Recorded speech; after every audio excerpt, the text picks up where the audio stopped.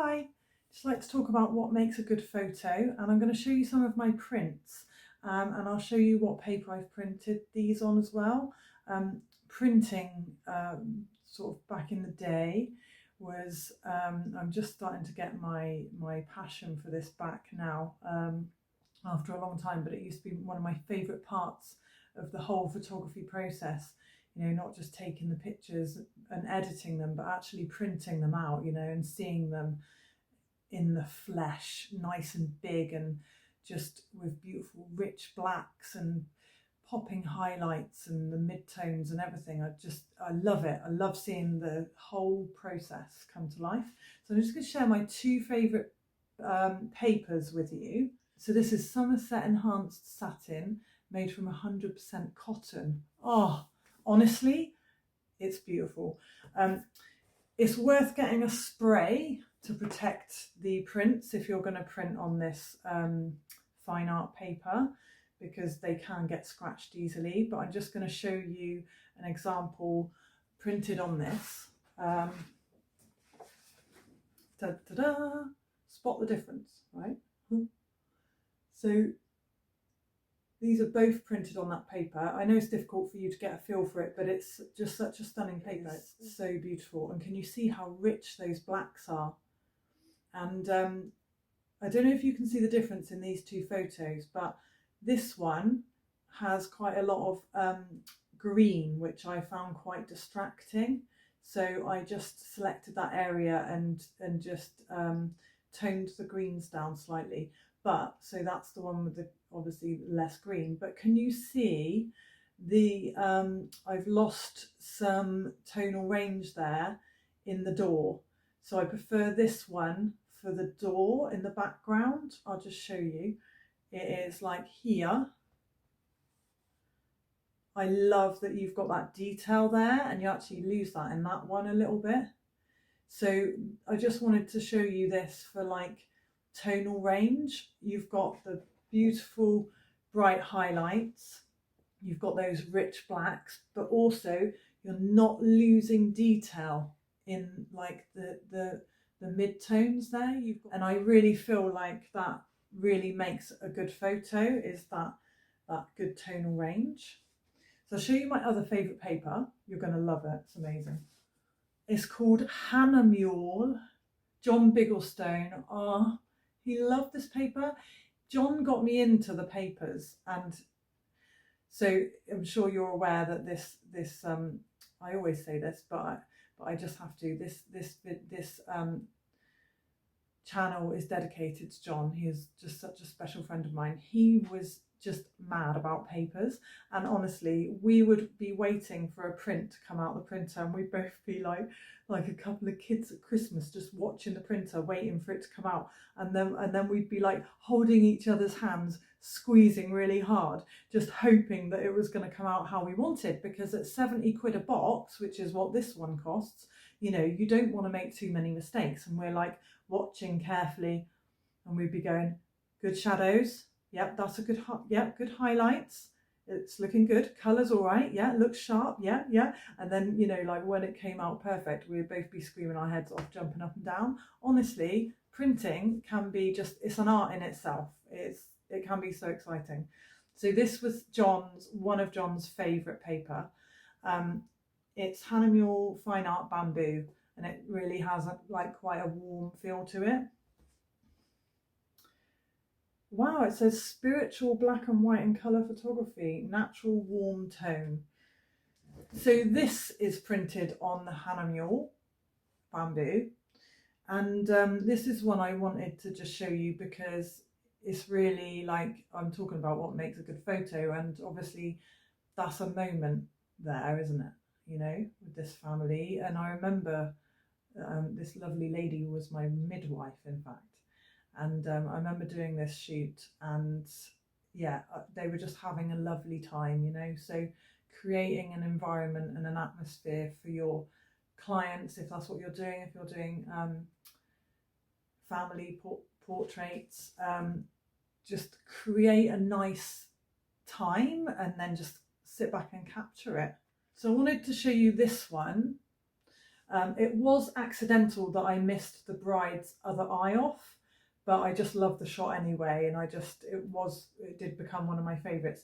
This is printed on Permajet Oyster, which is my sort of go-to paper when I have run out of the expensive stuff. So what I like about this one is it's kind of a journey for the eye.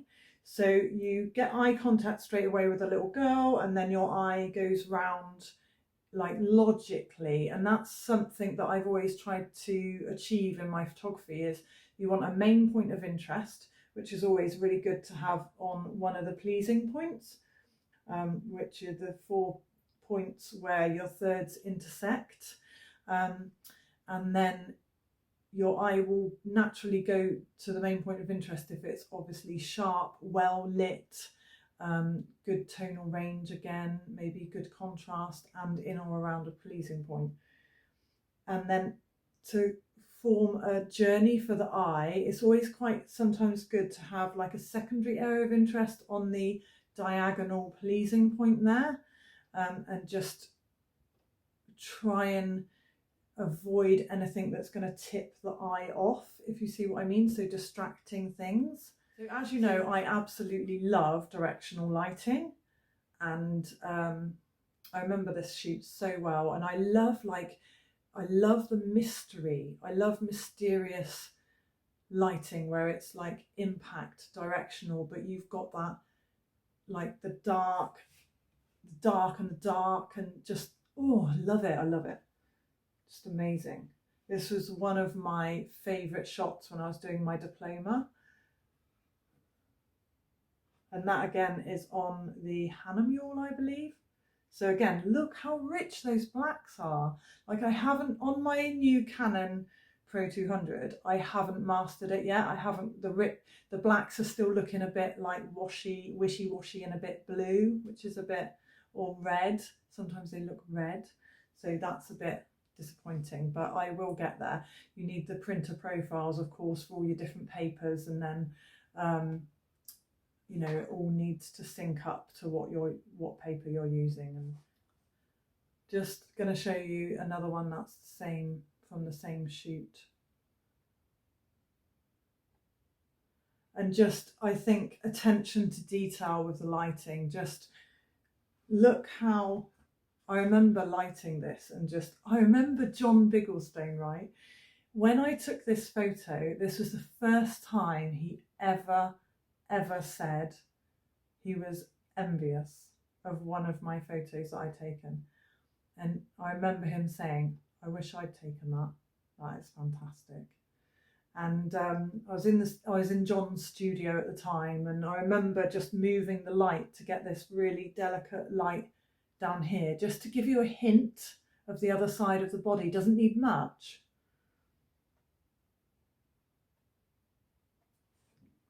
It's nostalgic.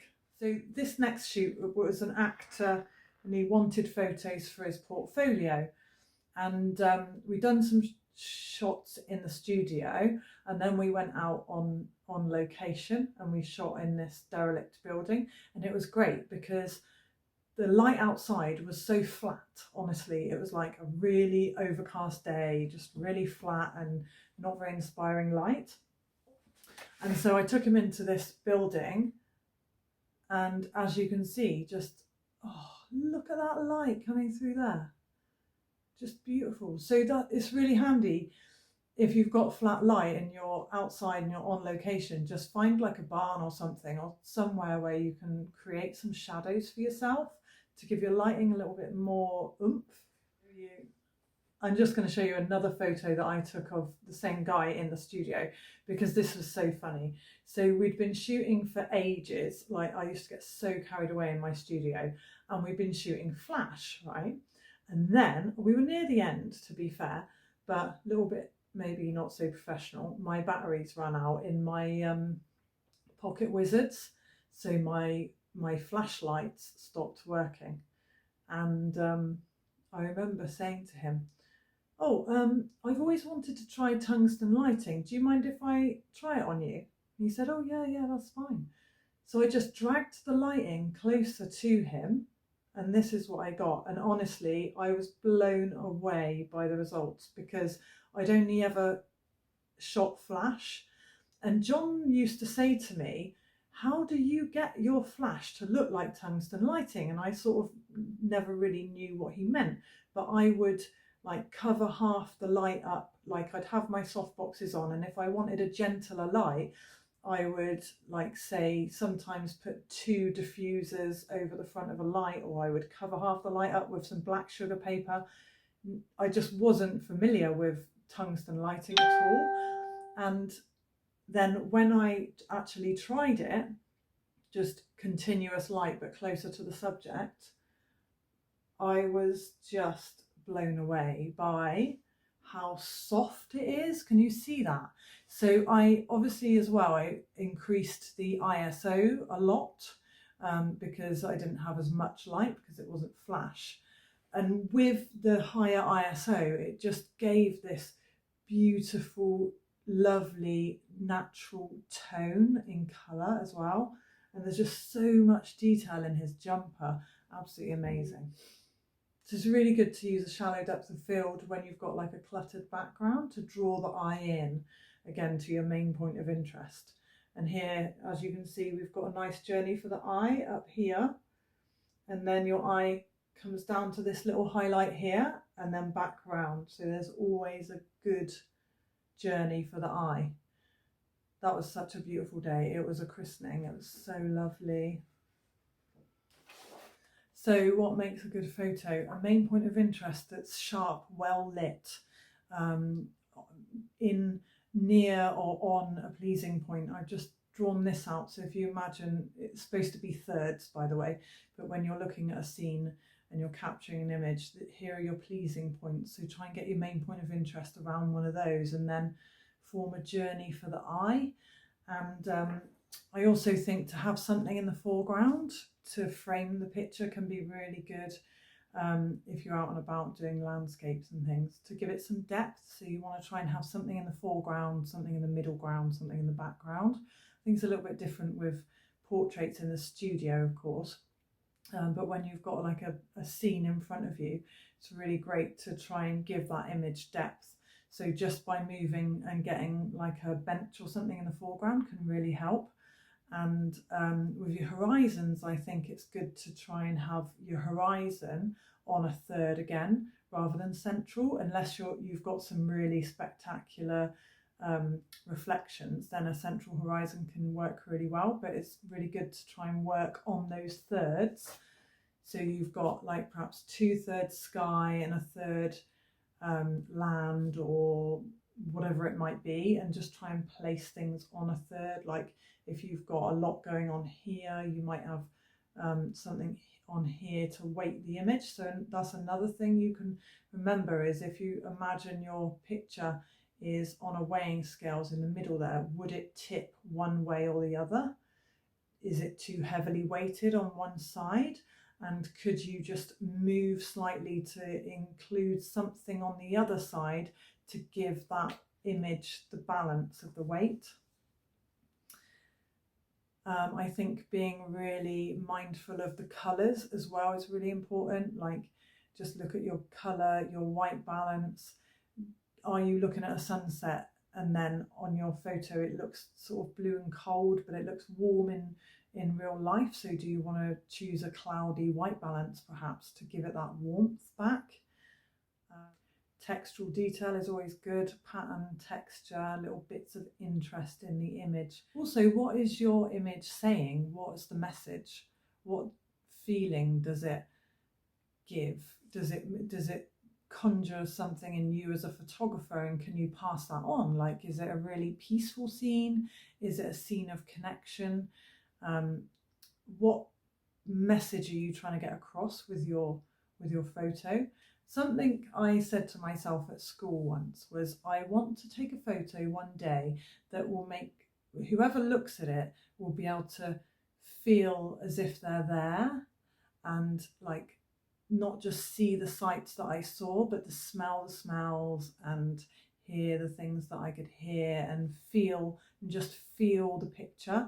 And I think that when you create a lot of atmosphere in a shot, then that can help towards that whole experience of stepping into the scene. And I think for me, like the next level could well be a little bit of videography to get that more of the sensory inclusion of like the sound and things moving. Just also being aware of negative space. Like negative space can be amazing. It can make an image, the use of negative space. And I think the one where I showed you with the wedding and the little girl looking at the camera and all the negative space that was white, that kind of made the image, the nothingness. And you can actually fill that space with an eye direction. So for example, the eye direction of the guy actually kind of fills the space. So you don't need to don't feel like you need to fill every little inch of your image.